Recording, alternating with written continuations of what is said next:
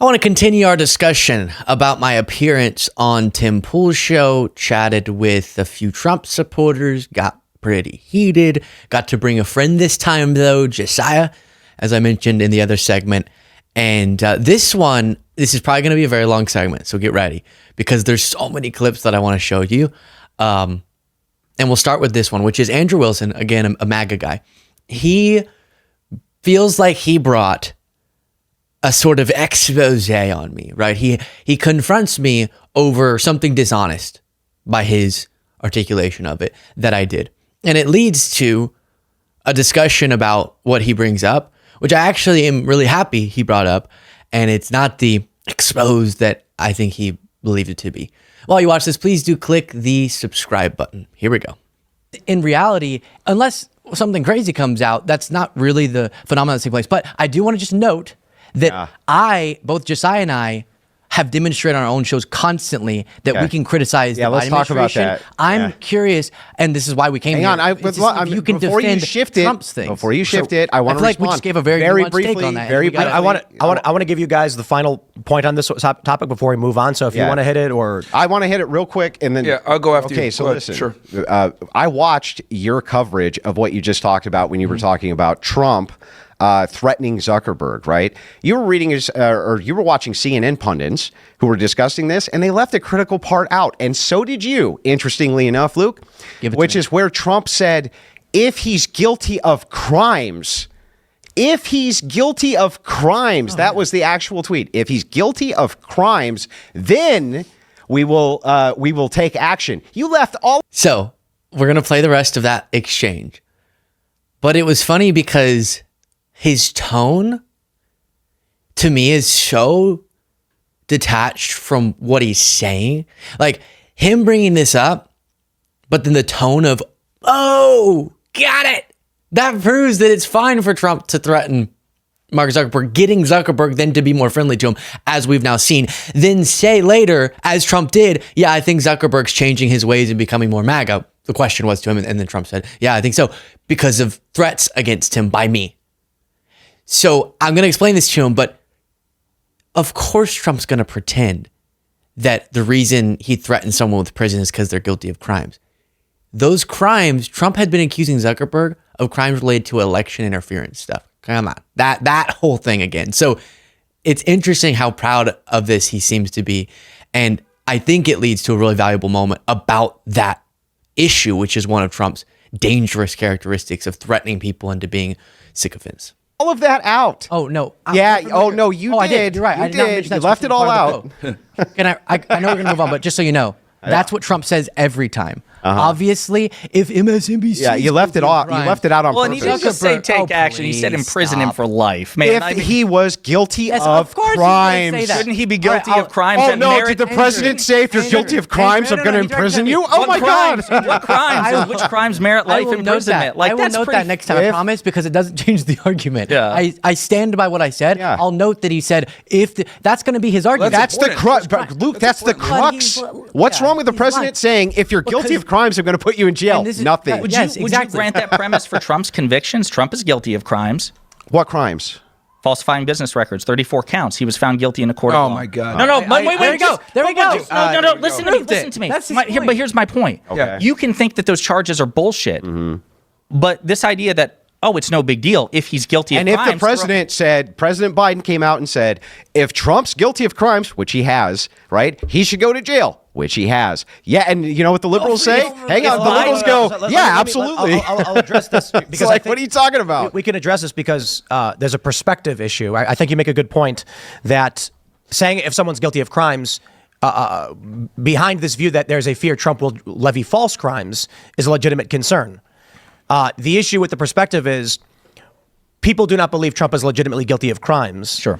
And so the argument is that Trump is saying legitimately guilty of crimes and the crimes that Trump has been charged with are illegitimate. Yeah. That's the perspective. So we're saying the Well, people he chooses to I don't say think that so. about I think the perspective are people here, he has political differences. I think the perspective here is they're saying, isn't it, if Trump says this, shouldn't you hold the same standard with Democrats? But we do. Biden has said this multiple times. Biden has said if Trump's guilty of crimes, he should go to prison. Yeah. If this person is guilty of crimes, they should go to prison. I'll just, like they say it. You know what I mean? Like, I'm not aware. I'm not aware of Biden ever advocating on Trump's guilt or innocence publicly or saying that he should be in prison. My understanding is he's been about as fastidious as a politician can be. Maybe there's some exception, but I'm not aware of it. And by the way, if Wait, you think that the entire Democrat Party? No, wait, whoa. Biden too. Yes, Andrew, Biden too. We've been having a good thing here. Yeah, Biden too. If it is the case, okay, that you guys have actually had the better thing. I'll be honest with you. Any of these people come out and say if Donald Trump is guilty of, like, wouldn't you guys say that if Donald Trump is guilty of crimes, he should go to prison? Wait, yes. Like, what do you mean? Let me just lay a little framework here. I agree. Of course, the statement is uncontroversial. If someone's guilty of crimes and they're, of a certain level, they should go to prison, obviously. Yeah. But any person who unjustly imprisons people says that. And so we're saying of the people Trump chooses to say they should be put in prison or say they should be locked up or say that they should be targeted by the government, it's a very specific set of people he chooses, which is when someone wrongs him politically, all of a sudden now he randomly mentions if you're guilty of crimes, you should go to prison. When they're not accused of crimes, there's no reason to believe they've committed crimes. He'll just throw it out. Obviously, that would be his justification. Zuckerberg committed crimes, but he's just saying that to scare him because there's no reason. That's an interjection of an emotional state, not a provable one. I don't see any difference between the. All you're doing is an interjection. Yeah, I can't tell what Tim said there, but I don't think he seems super convinced by his counterpart there, even. This is, again, the valuable part of it to me is seeing, so they will really justify anything, and we have to come to terms with that in debating with them.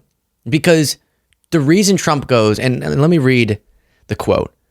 He was saying, let's see, he told me there was nobody like Trump on Facebook, but at the same time, whatever reason steered it against me, we're watching him closely. And if he does anything illegal this time, he'll spend the rest of his life in prison, as will others who cheat in the 2024 presidential election. And so he's saying that because Zuckerberg didn't run it's crazy, didn't run his platform to Trump's liking, and Trump saying you need to do more with your platform to be advantageous to me because I think you're being too advantageous for the Democrats. If you don't, because there's no crimes there, but he's pretending like it is, like he's pretending like people, judges and stuff with the 2020 election engage in crime, then you're going to be put into prison. Can he do that? I don't know, but at least he's threatening it. That's what we're talking about. Yes, every single authoritarian justifies locking up political opponents or locking up people or threatening people by saying it's because they're engaging in illegal activity. But Trump's saying the illegal activity is the stuff that he always lies about with the 2020 election. So it's not illegal. And it's a perfect point brought up by Josiah, which is, wait. You all say we're terrible for wanting Trump to get locked up when we don't. We just want whatever legal accountability would be. But Trump was found guilty of crimes. But you believe they're illegitimate. So clearly you get that you understand the concept. So no, it's not relevant when talking about Trump's threats against Zuckerberg, saying you better run Facebook more to my liking or we're going to put you in prison.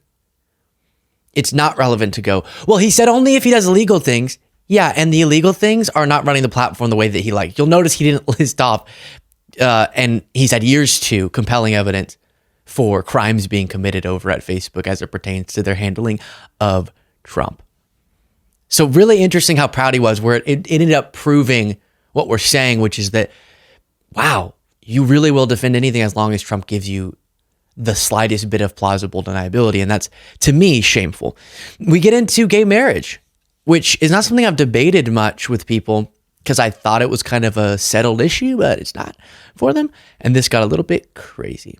Say it's a libertarian now. Stop talking. Luke, stop talking, Luke. Luke, just stop talking. Okay, guys. And then you can refute it. Luke, I know you disagree with us. I don't actually care to go right now. I'm just curious, why you're this wound up. Right, okay, guys, come on. The only person Bergen is used. Right, okay, guys. The reason I asked the non-liberals is because they're going to present the argument that is outside the current standard. Yeah. It is currently the standard that Obergefell is upheld. What do you think? Yeah, so marriage is only as useful as it is recognized. And the state cannot force people to recognize marriage. They can't do it. people's purview of marriage is that it's between men and women. There's a reproductive status which occurs with it, and that it's a institution which is sacramental through religion. This is the purview of most people who still identify in this country. By the way, the majority still identify as Christian, like it or not, they still do. And so marriage is only as useful as it's recognized. We've had gay marriage now for a while, and it's still not recognized. That's the truth is that Christians still don't recognize it. They still don't consider it to be valid. They may say you're married. They may, the state can imbue you with marriage. And you can even have polls where conservatives say, you know what, fine, whatever, right? But they themselves, they don't recognize it as being valid. So I think it's completely fine for the Supreme Court to say, look, this is invalid. This should be a religion. Okay, so that's the first part of his argument. He does seem to miss that we're talking about a legal state, a state-related issue, the government. How religions treat marriage is separate from how the government's going to. And so when he goes, people just don't recognize, that's not true. And that'll come up. I don't know if I have that clip, but polling shows a majority of Americans do recognize gay marriage and do support it. And those are the people, it's not what percentage of religious people, because we're talking about a government necessarily then secular institution. So when it's the government honoring it or having frameworks around it, it's about the entire population. And he did seem to get a little bit confused about that. Here's the end of his argument going into mine. Listen, the state doesn't have a good track record of it. They generally favor one parent over the other, and that's been the woman for a long time. That's been the standard. It is slowly changing, thank God, but that has been the case. There's actually no good reason, no compelling reason for secularists to get married at all. Definitely no compelling reason for homosexuals to get married. They're not going to be able to get married in Christian churches anyway. So who are they getting married by? Just the state. There are Christian churches. No, those aren't Christian churches. Identifying as self-ID, if I'm Christian, doesn't make you Christian. Okay, Look, so go ahead. yeah, let me go. So you mentioned so that's a absurd fallacy to go, no Christian churches recognize gay marriage. And I go, except for all the ones that do. And you go, well, those, if they recognize it, that means they're not real Christians. Well, yeah, then your argument's always going to be correct because it's circular. You mentioned, I know some of yours is detaching from, because you're saying even marriage in general is tarnished now.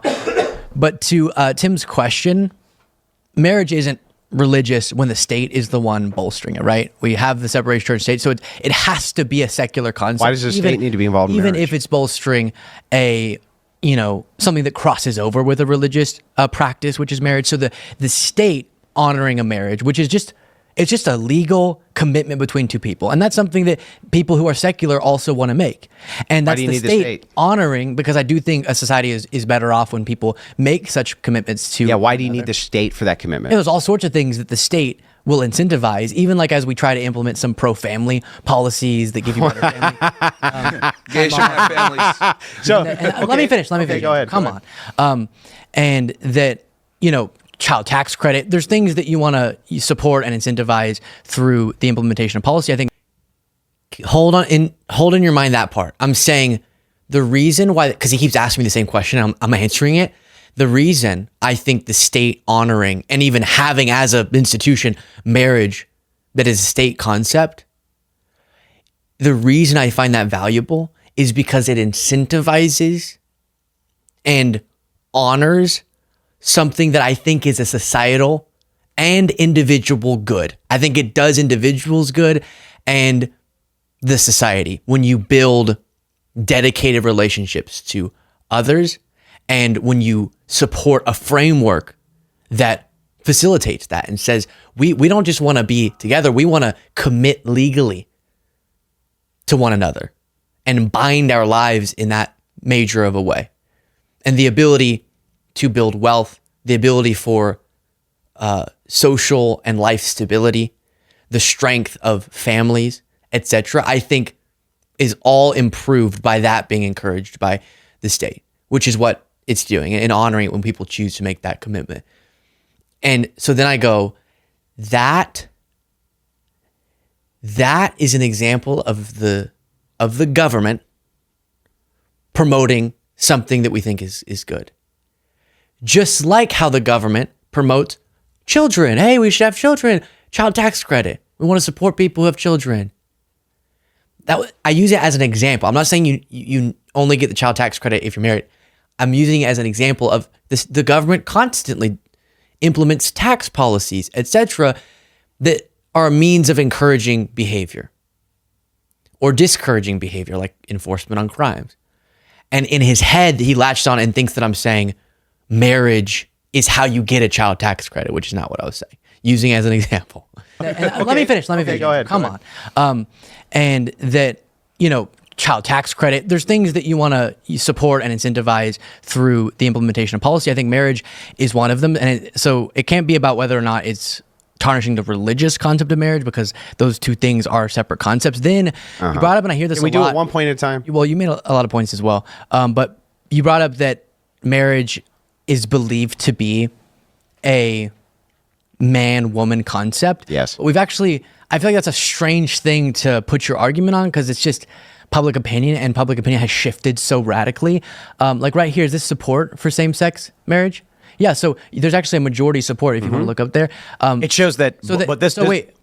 It's dropping, but you were wrong. No, I wasn't wrong. You were wrong that people don't support same-sex marriage, because you were saying the concept is believed to be by people between a man and woman, which is not what the polling shows. That's not what I said, and then you talked about it being for reproduction. So I would ask, any restrictions you would implement for same-sex couples, would you implement for like infertile couples? Okay, so let's back up, and yes, I'll answer your question, but I'm going to take these one at a time. All right. Okay, so let's start with what I actually said. I literally said, Luke, that it's the perception of the religious. These aren't valid. They're not saying you can't do them, because they just consider them to be invalid. Okay. And when you dig into the data, that's what you find. That's one. The second thing is then he goes on to talk about birth rates and stuff, but there's a lot. So let me continue forward to get to the question that I asked and his, first the confusion. But just so that it's addressed, him bringing up how marriage doesn't help with birth rates or something, they're detached. The birth rate's dropping because of industrialization and industrialized societies, and as countries get wealthier and more developed, that aligning with birth rates dropping is different than, I don't really understand the argument, but I guess he's saying if birth rates aren't going up as a product of people being married, then we should get rid of the concept of marriage even by the state at all or something. But then you have this where he was confused about what I said earlier. I mean, it's basically that ship has sailed. Okay, the institution of marriage itself is cheapened. You also go on to say, what about child tax credits? You get those even if you're not married, Luke. You get the earned income credit even if you're not married, Luke. And that was an example of the government incentivizing something. Yeah, but the government's not incentivizing that through marriage, because you get it even if you're not married. That's what I'm saying. You get it. I think marriage is an incentivization. Let me respond. Let me finish the response, Luke. Relationships is what I was saying. Let me finish the response. Just like how through other policies, Luke, can I finish the response, Luke? You said something fake about what I was saying, so I just wanted to explain. Yeah, okay, even though you said it. You said, we have things in marriage like the earned income tax credit. It's like, no, that applies. That's not what he said. Yes, let me explain so you can continue. Rewind the tape, bro. I said, I believe that marriage as a state concept, because you asked why should the state do it? I said, well, because I actually do think people building wealth together, building a life together, same sex or not, is a better structure for a society. And so incentivizing that through honoring it by the state is good. Just like how we incentivize other things, like having children through child tax credit. It was just a separate, just like how we do that. No, that wasn't. But to answer to your question, when it comes... Since he said roll the tape, let's edit it in. Why do you need the state for that commitment? There's all sorts of things that the state will incentivize, even like as we try to implement some pro-family policies that give you better family. Gay should have families. So let me finish. Go ahead. Come on. And that, child tax credit, there's things that you want to support and incentivize through the implementation of policy. I think marriage is one of them. Yeah. So I'm saying...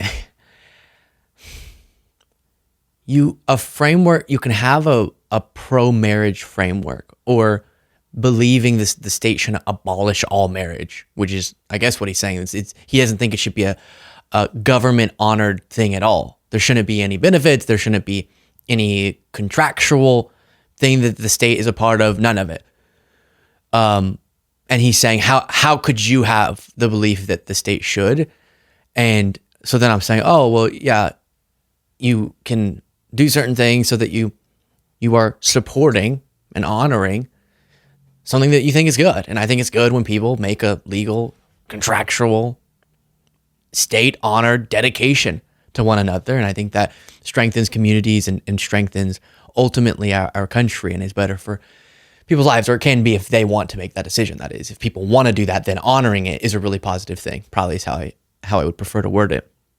And so then I was going, and to prove to you this isn't the only time we do this, a bunch, probably like most of our policies are impacted by what we believe to be advantageous for people or not. And one thing we're saying is, or advantageous for society, hey, well, if you don't want to, obviously you don't have to, and all love to you, but if you do want to have kids, we'll give you some support. We'll do the child tax credit as a separate point. But he heard it as it was within, I'm saying marriage.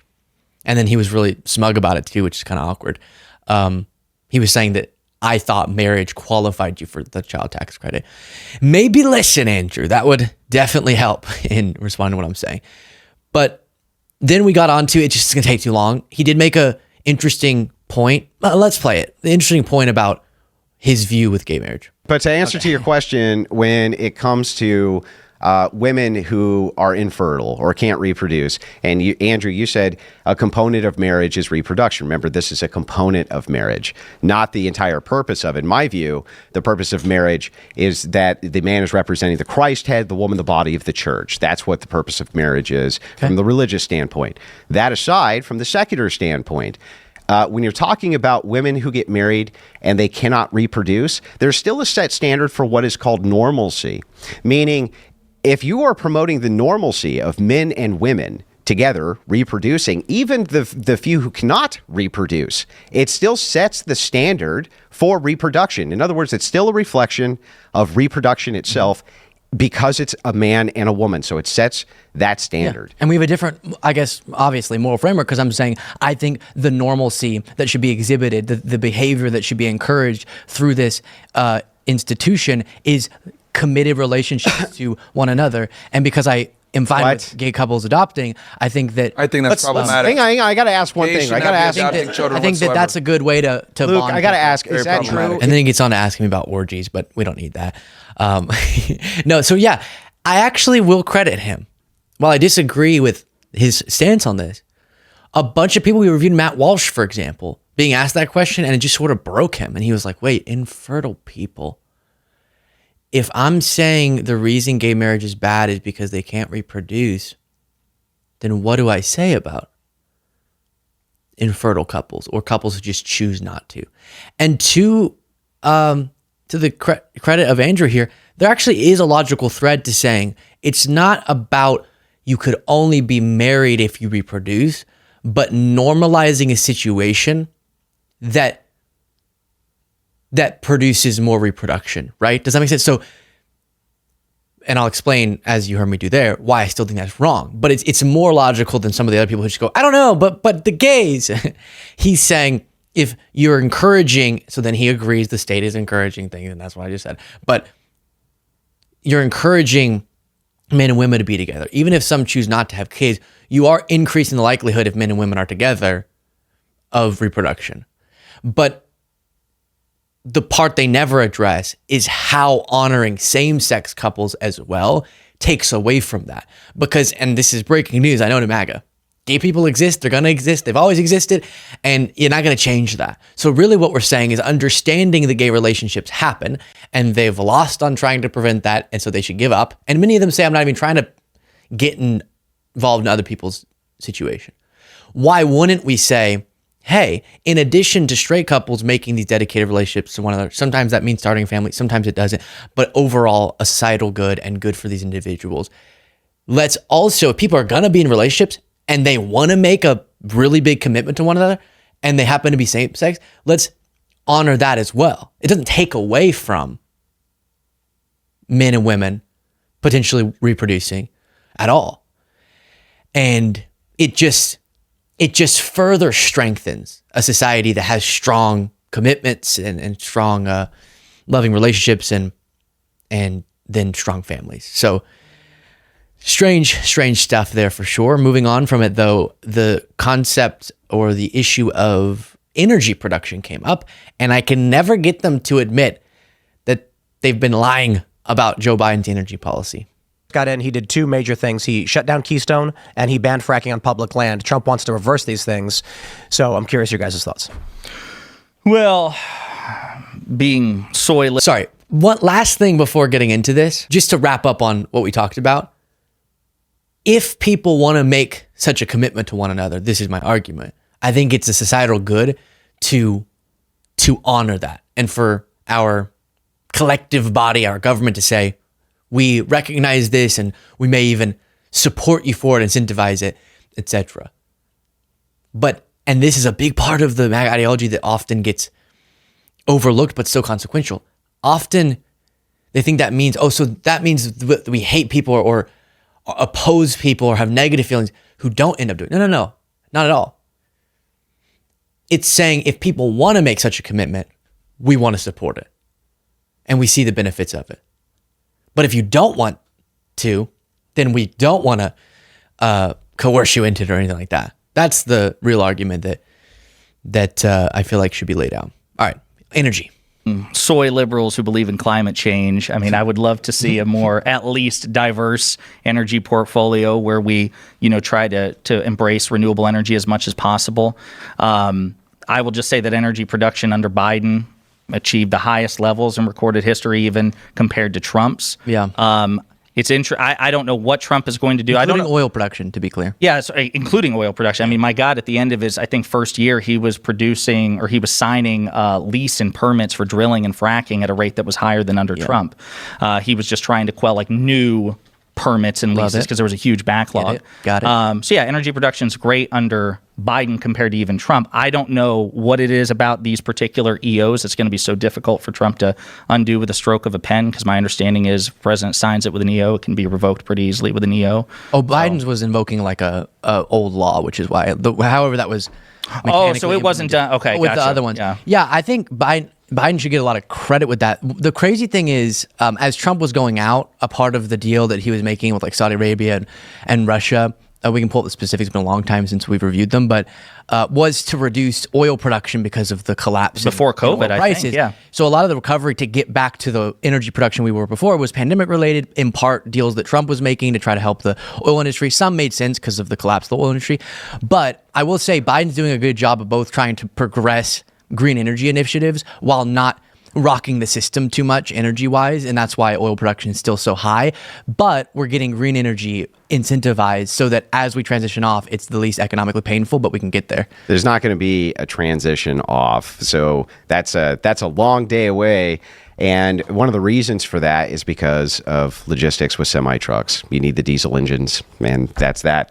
So the thing is you just wait till the first Prius. When you're talking about, you just fucking wait. When you're talking about fracking and things like this, yes, that is true. I agree with you that that Biden does have high energy output in the nation, but Trump got all that ball rolling when he moved into the fracking sphere. I mean, that was a big thing for him, and he brought it back in a big way. And yes, did Biden?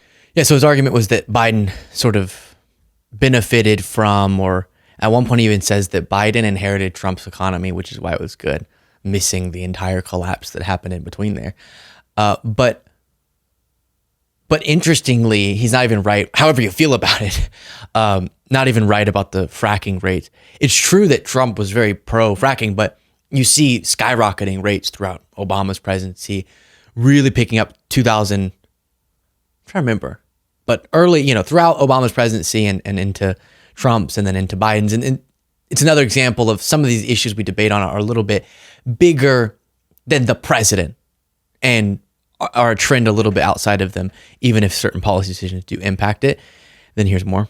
Get load of money, and a lot of these businesses did expand. Please. Was it please? Yeah. Well, can we please? Well, no, yeah, go ahead. I just want to. Will y'all? And to the energy point, my issue is that they don't interface with the facts of Biden's record. Some people will think he didn't do enough to push us forward, even though he did do a really historic step with the legislation he implemented in green energy investments. But they act like he crushed energy production when it's at record highs. And so I said it. They'll never go, oh yeah, you're totally right. We've totally been lying about that. They'll just act like, no, that's our stance now. We know he has. Like, please, Well, can we please? Well, no, yeah, go ahead. I just want to, will y'all then, regardless of that, because that's the whole thing, the stance on the Fed, but I shouldn't have thrown that in there. I'm just saying, will you acknowledge that whether it was Biden or his team or whatever, of the power they had, did a really good job managing the recovery out of the pandemic? No. Okay. Because that's what I would love to discuss, because we did better than our comparable economies. Let's just say it objectively. The Better than people of this country projections. did not believe the recovery was good. That's not that's their feeling. You're right. Well, no, The economy was listed as one of the top issues, and Donald Trump did win the popular vote. Oh, I'm with you.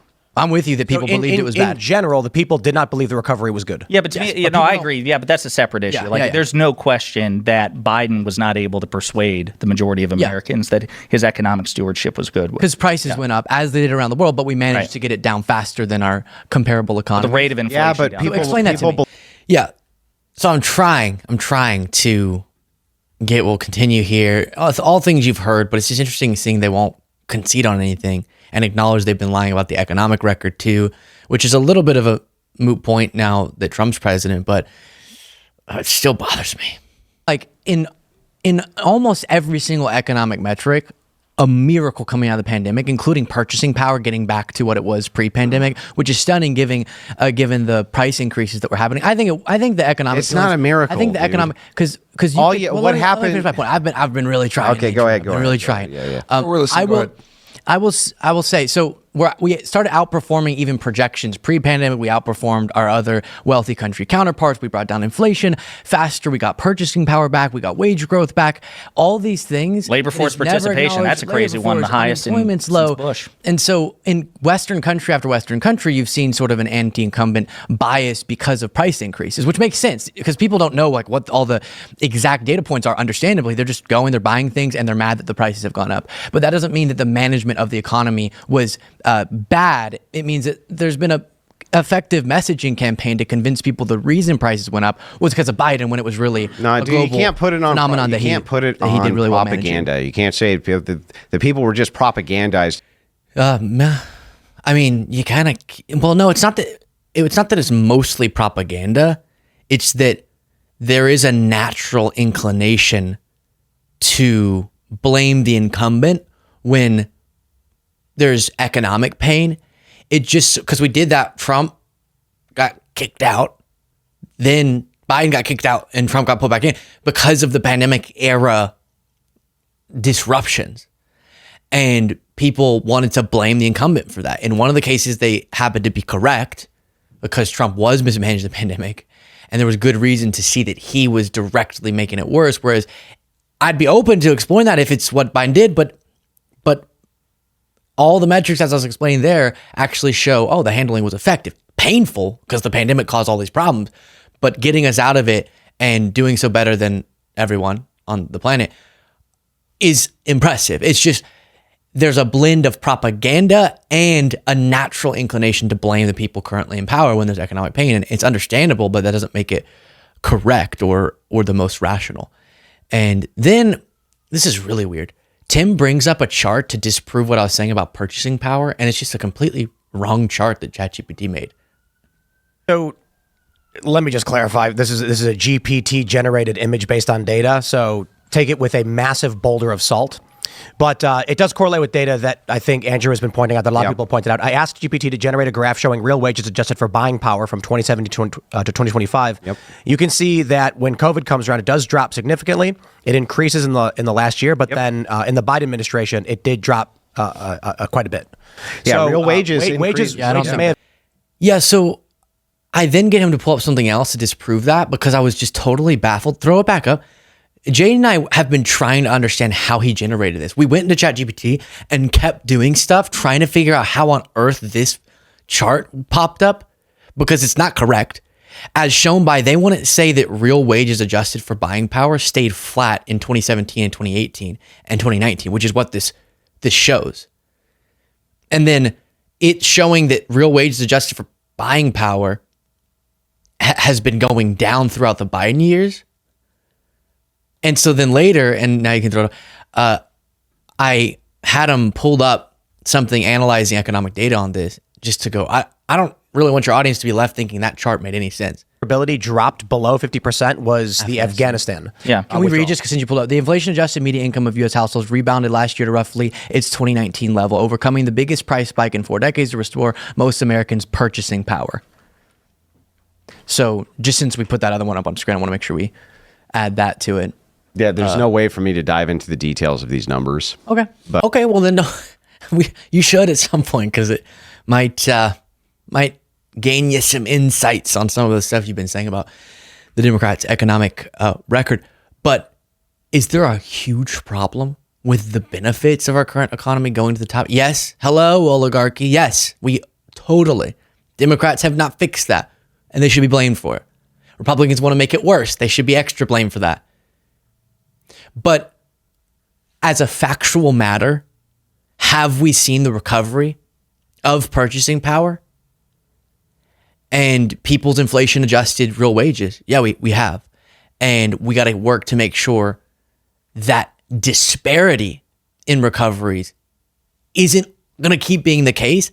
But as a factual matter, the data points, and we'll throw up, we made one, again, I'll throw up on screen what we made in ChatGPT to demonstrate what I'm talking about, asking the same question.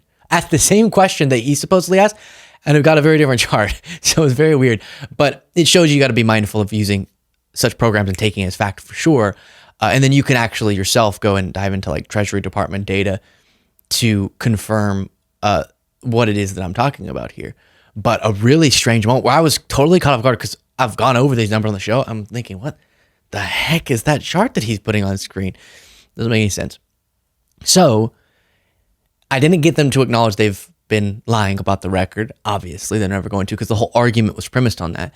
And if you hear someone, if I make the argument that Biden handled, or his team and Democrats at large and those in power, the Fed for sure, and I say, while there's tons of things we need to do better and we need to make big systemic change as it pertains to our economy, with the traditional metrics we use, things were handled pretty effectively. And then you come back and say, no, that's not true. And I say, why? And you say, because people don't think that. Well, that's not how we determine truth, just if people believe it. And that's what I wish you would. You can't say, well, people believe. You're part of the ones convincing them to believe that. So maybe if it had more honest information getting out there, people would understand it. Oh, there's real pain and we need more change, but this is being handled better than it would have been if Trump were in power. And we're about to see Trump's handling of the economy. Let me know your thoughts in the comments. That was part 2. And that's it. No more coverage of the actual substance of that. We will get into some of the reactions we've seen from other figures online, though. You can tell me that in the comments and then support the show. Get the members only bonus show by clicking that join button below.